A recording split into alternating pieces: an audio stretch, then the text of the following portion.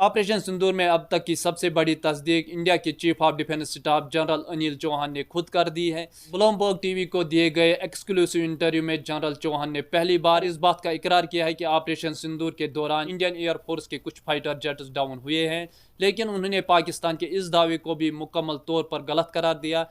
जिस तरह से पाकिस्तान ने कहा था कि 6 इंडियन एयरक्राफ्ट को गिराया गया है, जनरल चौहान ने कहा कि ये खाली पाकिस्तान की क्लेम है, ये बिल्कुल ही गलत है। इंटरव्यू के दौरान जब उससे दोबारा पूछा गया कि इंडियन जेट्स डाउन हुए, तो उन्होंने कहा कि बात सिर्फ ये नहीं कि जेट्स डाउन हुए, असल बात यह है कि वो क्यों डाउन हुए। उन्होंने ये भी कहा कि अच्छी बात यह है कि हमने अपनी टैक्टिकल मिस्टेक समझी, उससे सुधारा और सिर्फ 2 दिन बाद अपने तमाम जेट्स उड़ाए और लॉन्ग रेंज टारगेट कर स्ट्राइक कर दी।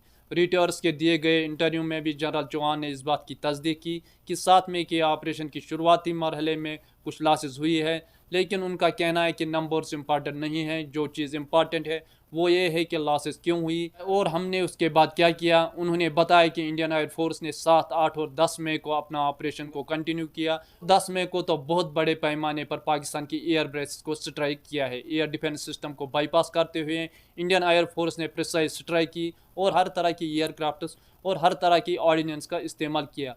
जनरल चौहान ने यह भी कहा कि इस ऑपरेशन के दौरान दोनों मुल्कों ने रैशनलिटी का मुजाहरा किया, चाहे वो डिसीजन मेकिंग हो या ग्राउंड लेवल पर एक्शन हो। उन्होंने कहा कि जब दोनों साइड से ये जो है रैशनलिटी बिहेवियर दिखाया, तो न्यूक्लियर डोमिनेंस में भी इरेशनल का खौफ नहीं होना चाहिए। इसका मतलब ये है कि दोनों तरफ से एक्सट्रीम एस्केलेशन से बचने की कोशिश की गई। जब उससे टोटल लॉस या एयरक्राफ्ट के टाइप के बारे में पूछा गया, तो उन्होंने डिटेल में नहीं बताया, सिर्फ इतना ही कहा कि टैक्टिकल मिस्टेक्स थी जिसको रेक्टिफाई किया गया। लेकिन एक और अहम प्रेस कॉन्फ्रेंस 11 मई को ही, जिसमें एयर मार्शल AK भारती ने, जो जॉइंट डायरेक्टर एयर ऑपरेशन है, उन्होंने मीडिया को ये बताया था कि कम्बैक्ट सिनेरियो में ये चीज़ें होती है। उनका कहना था कि जो असल सवाल उठा है वो ये है कि हमने क्या अपना ऑब्जेक्टिव अचीव किया है, और जवाब है कि जोरदार हाँ। उन्होंने ये भी क्लियर किया कि सभी इंडियन पायलट्स वापस घर लौट आए हैं। इसका मतलब है कि चाहे एयरक्राफ्ट डाउन हुए हैं, पायलट सेफली इजेक्ट करके वापस आए हैं। जब उसे एग्जैक्ट नंबर या एयरक्राफ्ट की टाइप के बारे में पूछा गया,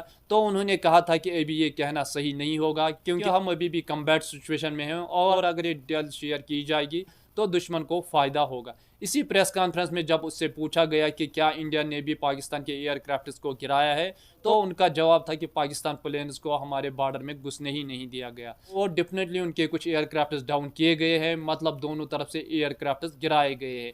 लेकिन जिस तरह से पाकिस्तान ने 6 इंडियन एयरफोर्स जेट्स गिराने का दावा किया था, उसे इंडिया ने कैटेगोरिकली रिजेक्ट कर दिया है। ऑपरेशन सिंदूर में इंडिया का मकसद था पाकिस्तान के अंदर मौजूद टेररिस्ट कैंप्स को टारगेट करना और उन्हें डिस्ट्रॉय करना। टैक्टिक्स में चेंज की गई, प्रिसाइज स्ट्राइक की गई और पायलट्स को सेफली रखते हुए ऑपरेशन को अंजाम दिया गया।